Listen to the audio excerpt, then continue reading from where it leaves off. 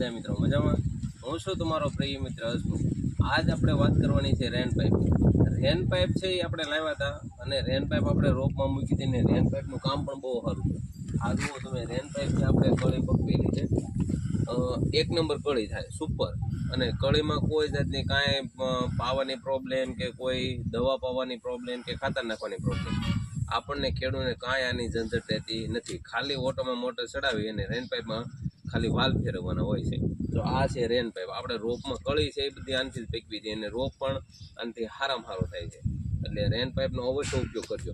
હવે રેન પાઇપનો આપણે ઉપયોગ તો કરવો છે બરોબર, આને પાથરી આપણે દઈએ, પણ હવે આને હકેલવી કેમ એ મોટો પ્રશ્ન ઊભો થયો છે। રેન પાઇપ આપણે પાથરી દીધી, 5 વીઘામાં રોપ કરી નાખ્યો છે, બધું કરી નાખ્યું છે, તો આને હકેલવી કેમ એ બહુ અઘરી છે આને, કારણ કે આ પટ્ટી હોય એટલે પટ્ટી હકેલવામાં બહુ તકલીફ થાય છે। હવે આને આપણે હકેલવા માટેનો એક જુગાડ કરવાનો છે। જુગાડ હું તમને બતાવું, તમે 1 મિનિટ ખાલી જોવો ખાલી। જુગાડ આપણે કરીને આને હકેલવા માટેનું બનાવવાનું છે, તો હાલો હું તમને બતાવું। આપણે આ બનાવી લીધું છે ત્યારે ચોકઠું। આ ચોકઠામાં આપણે કઈ રીતે આપણે રેન પાઇપ વેઇટ આપીને એની માટેનો જુગાડ કરવાનો છે। એની માટે આપણે ચોકઠું બનાવી લીધું છે, એની માટેના આ વીંટવવા માટેના આવી રીતે 4 ચોકડી બનાવી લીધી છે, 2 બાજુની 1-1 ચોકડી। આ ચોકડી છે એને આપણે કઈ રીતે વીંટવીએ છે, આ 2 બેરિંગને આવી રીતે આપણે ફિટ કરી દીધા છે। કઈ રીતે આને હવે આપણે કરવું એનું આગળ આપણે કામ કરીશું, થોડું કામ કરીને પછી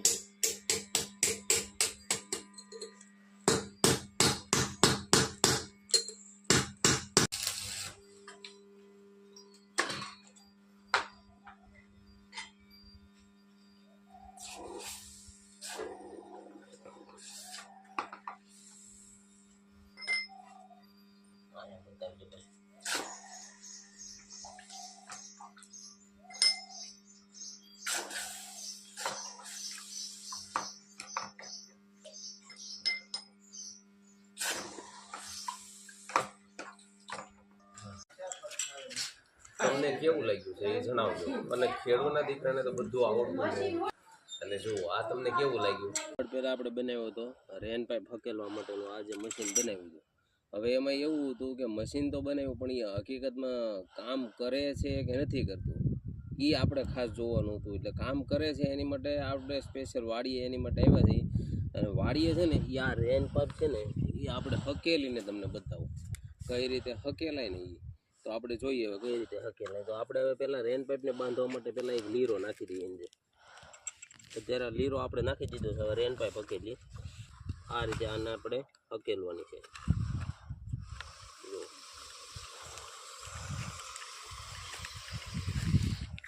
આ જુઓ તમે કેટલું ઇઝી કામ થઈ ગયું છે ખેડૂતનું।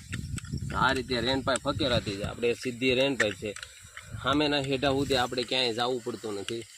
આ રીતે ખાલી બેઠા બેઠા તમે ફેરવો એટલે આપણી આખી રેન પાઇપ છે એ હકેલાઈ જાય અને આસાનથી। અને કંપની બંડલ આપણે કંપનીમાંથી આવે છે એ ટાઈપનું બંડલ આપણે અહીં ઘેરે બેઠા કરી શકીએ છીએ।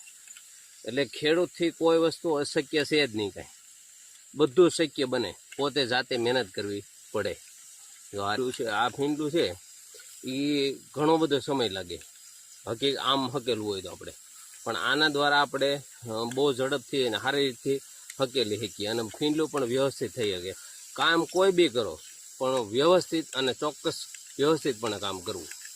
જો આ રીતે આપણે જેટલું ઝડપથી તમે ઓલું કરો એટલી ઝડપથી આપણું હકેલે। જો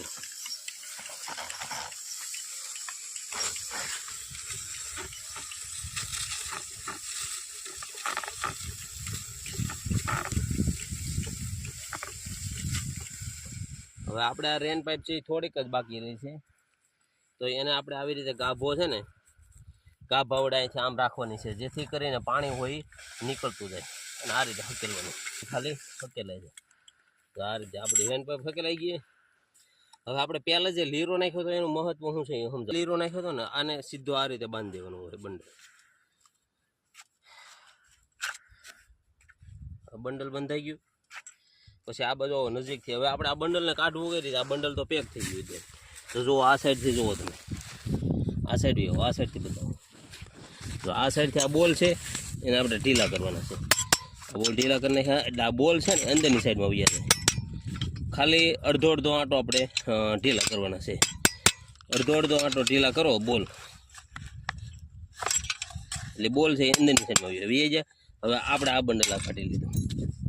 જો કંપનીમાં હકેલા એ જ રીતે આપણે રેન પાઇપનું બંડલ હકેલાય છે. આમાં કોઈ વસ્તુ શક્ય નથી, બધી વસ્તુ શક્ય છે આપણે કરવી હોય તો.